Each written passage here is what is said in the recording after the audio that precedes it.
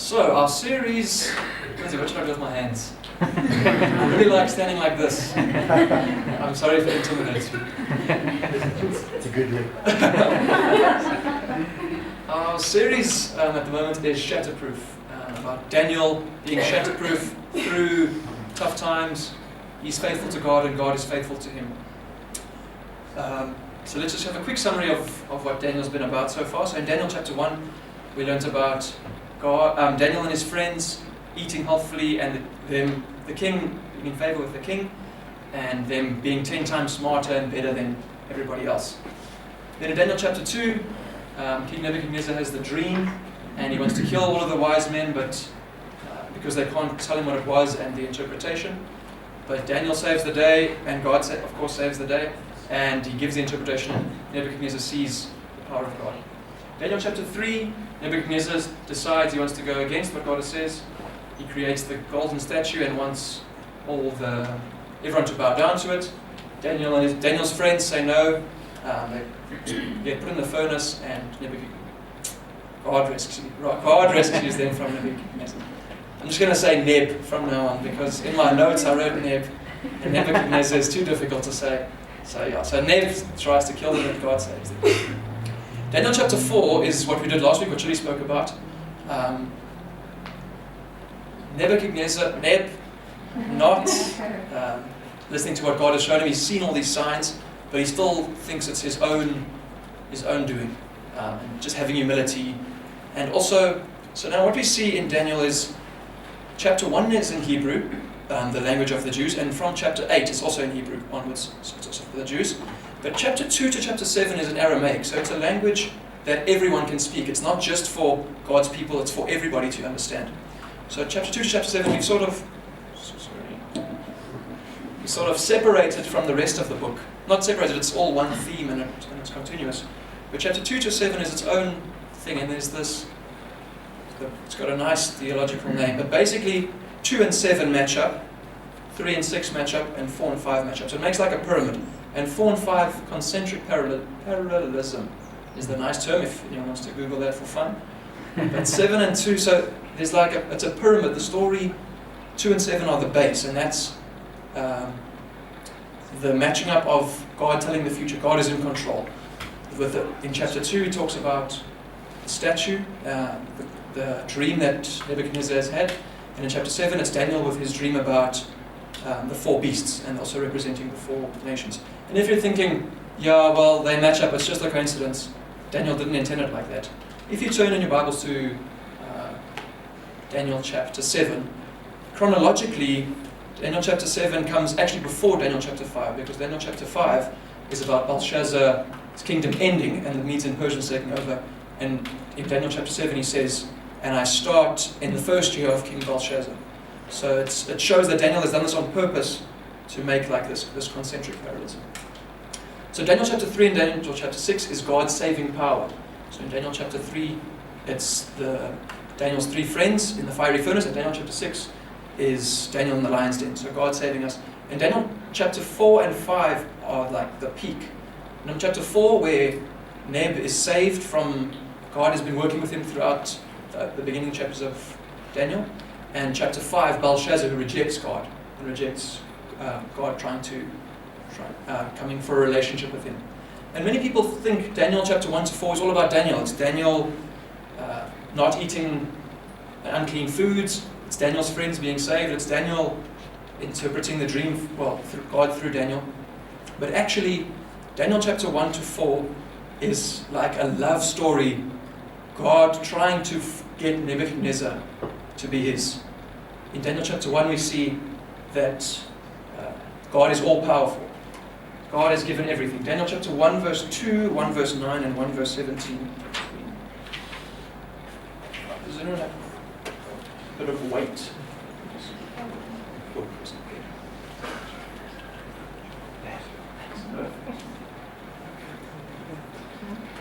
Thank you. Okay, so let's just look at Daniel chapter 1 verse 9, 1 verse 2, 1 verse 9 and 1 verse 17.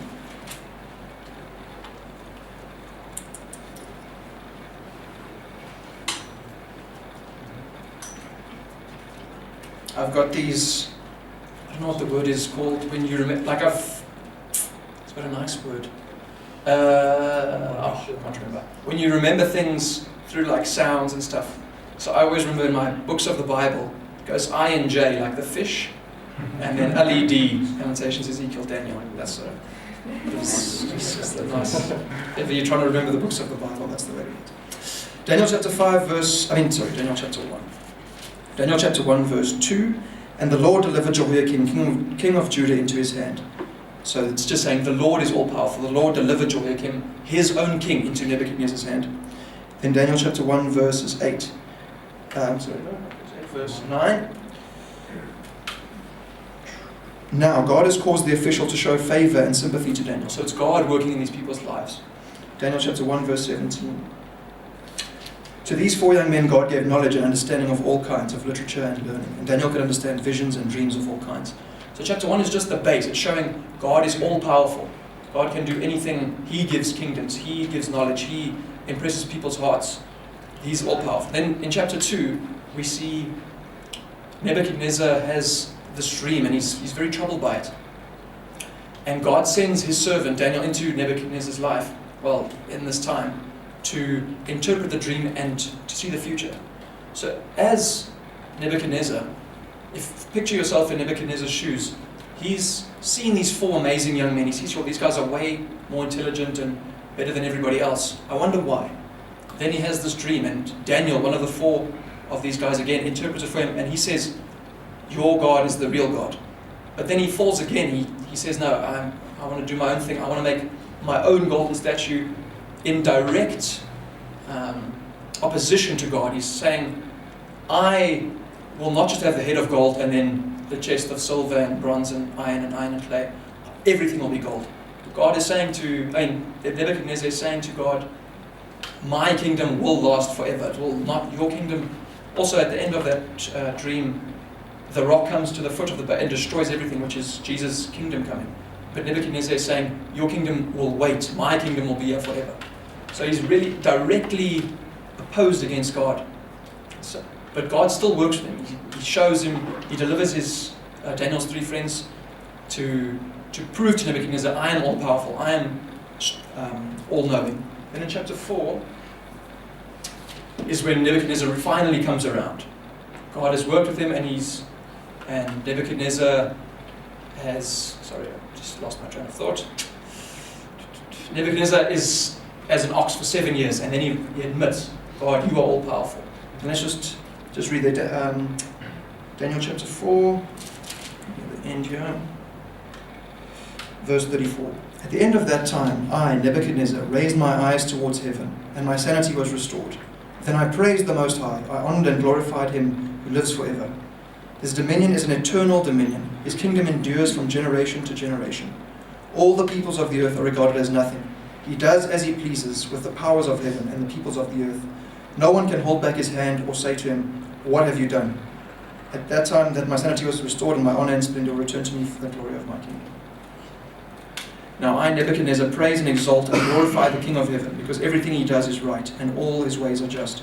And those who walk in pride he is able to humble. So Nebuchadnezzar is admitting, God, you are all powerful. Even though he was a pagan king, God worked with him, and God, if you think of the other people that have failed in the past, think of Gideon, who, well, not failed, but he needed sign after sign after sign. And God gave it, God worked with him. Same now with Nebuchadnezzar. God works with him even through all of Nebuchadnezzar's doubts and rejection of God. And God's the same with us now. Sometimes we feel like if we make a mistake, that's the end. We can't really go back to God. But God will always work with us. But now this is the one side of the peak, Daniel chapter 4. Now we're going to the other side of the peak, Daniel chapter 5, where Belshazzar is all of a sudden, it just jumps from there where I ended now reading. Belshazzar's on his last day. So we've skipped quite a few years. But I just want to let's just paint a picture here. So I did a bit of research on Google, and it seems that Belshazzar was about 25 when King Nebuchadnezzar died.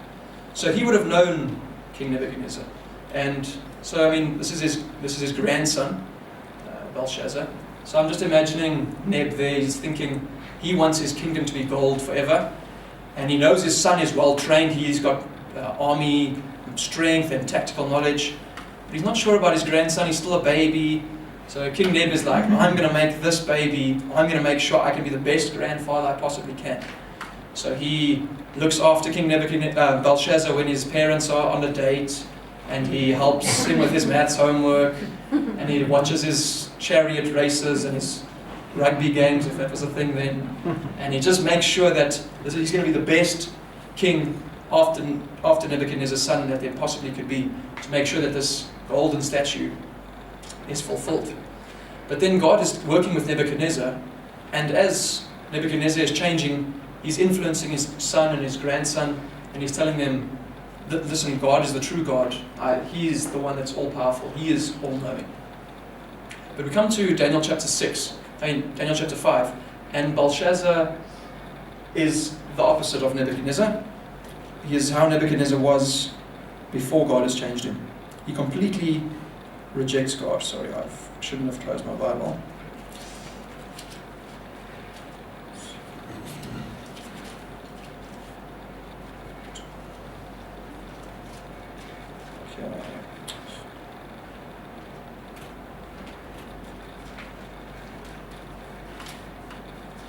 There we go. Okay, Daniel chapter 5. While Belshazzar was drinking his wine, he gave orders to bring in the gold and silver goblets that Nebuchadnezzar, his father or grandfather, had taken from the temple in Jerusalem, so that the king and his nobles and wives and his concubines might drink from them. So here Belshazzar is doing exactly what Nebuchadnezzar did with his rejection of God, rejecting of God. He's saying, God, I am stronger than you. I am more powerful than you. I can drink from your holy vessels that you think that are sanctified for you. I will drink from these because we conquered your people. We are stronger than you, and this is by my might. And now, in this section, we think, isn't it a bit unfair? God worked with Nebuchadnezzar. He was patient with him. He gave him opportunities, and this is Belshazzar's. It seems like his first transgression, and God sends judgment. He sends the writing on the wall. Suddenly the fingers of a human hand appeared and wrote on the plaster of the wall near the lampstand in the royal palace. The king watched the hand as it wrote. His face turned pale and he was so frightened that his knees knocked together and his legs gave way. Uncle Moscow, can you just put on the slide? Sorry. Thanks.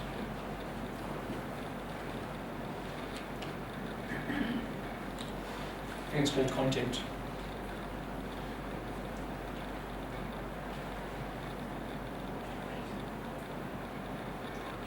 Yeah, perfect.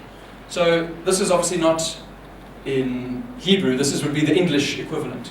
So this pops up on the wall from a magical hand and everyone's thinking, okay, so I'm going to call the clever people to please tell me what this means. Other than the pastors who might have seen this somewhere before. So what this is saying, in Hebrew there are no spaces and no vowels. So that's kind of what it would have been. And so obviously no one really understands what it is. And it's sort of like their second language. So I should have maybe put it in Afrikaans, it would have been even more accurate. But so in English, Daniel comes in. Belshazzar doesn't even know about Daniel. He says, who knows anything? And then his mother says, there is a man who used to be a powerful figure here. He was Nebuchadnezzar's right-hand man. He is able to interpret these things. And they bring in Daniel. And okay, so the real words are meeny, meeny, tickle, parson. And this is what the words mean. Okay, so numbered, weighed, divided. Okay, so for those that were trying to get it. Numbered, weighed, divided. And so what he's saying is, okay, I'll just read it. God has numbered the days of your reign and brought it to an end. Weighed. You have been weighed in the scales and found wanting. Divided. Your kingdom is divided and given to the Medes and the Persians. So Daniel comes in and he tells him, he doesn't even know the guy, but this is the king, the most powerful man in the world. And he basically tells him, God is saying that this is the end of the line for you. You've got nothing. Where previously with Nebuchadnezzar, Daniel tells him this is don't boast. Nebuchadnezzar still boasts. God punishes him, but there's still redemption for Nebuchadnezzar. With Belshazzar, this is his last shot. One opportunity, and that's the end. It feels a bit unfair that Nebuchadnezzar got all these opportunities, but Belshazzar only has this one chance. He's made a mistake, and now that's the end of the kingdom.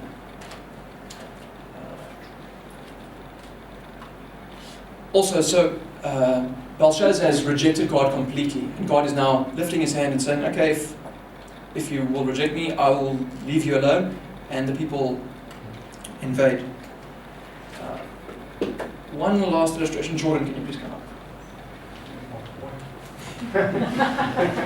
Okay, so I'm going to pick 4 colors, and one of them is my favorite.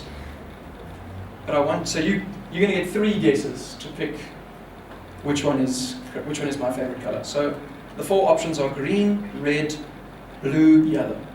Okay, first guess, which one do you think is my favorite? Oh, sorry, before you start, I've asked Uncle Mortimer at the back, I've written down my favorite color, so it is on the screen.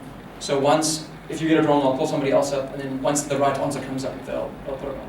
So it's pre-decided. Okay, so first guess, green, yellow, red, blue.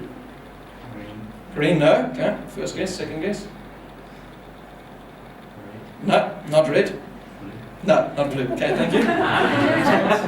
Athena, please come on. Okay, which is my favorite color? Green, red, yellow, blue. There are no tricks. That is correct. It is yellow. There is a prize for you. Thank you very much. Oh yes, there it is. Thank you. Now, was that a fair game? No. But I only gave Athena 1 chance, so surely that was unfair that she only got 1 chance and Jordan got 3 chances. It was actually unfair, or that Jordan actually had an unfair advantage. Okay, obviously not. Athena could see from Jordan's mistakes. And that's the same with Belshazzar and Nebuchadnezzar. Nebuchadnezzar had all these opportunities. God said, I'm working with you. Nebuchadnezzar rejects him. He forgets the lessons that he's learned. But then he eventually does, although sorry George, he didn't succeed. Nebuchadnezzar eventually accepts God. But Belshazzar has this history. He spent time with Nebuchadnezzar. He knows, obviously, the history books. He knows how important God is in his people's, in Babylon's history as well during Daniel's lifetime. So his one opportunity, although it's only one opportunity, like Athena had, he's had more information, he's had more time to work with God and God to work with him. So just in a brief summary of everything, God's grace is He's willing to work with us, as we can see in Nebuchadnezzar, Daniel 1-4. God's working with him all the time, showing him these powerful miracles. But we should also learn from other people's mistakes. If you imagine you were writing a test, but everybody else in your class wrote first, and you could see their marked answers, and then you can write your test. We should take mistakes from other people's lives, from Bible characters, and live 100% in God's will. Amen. Thank you.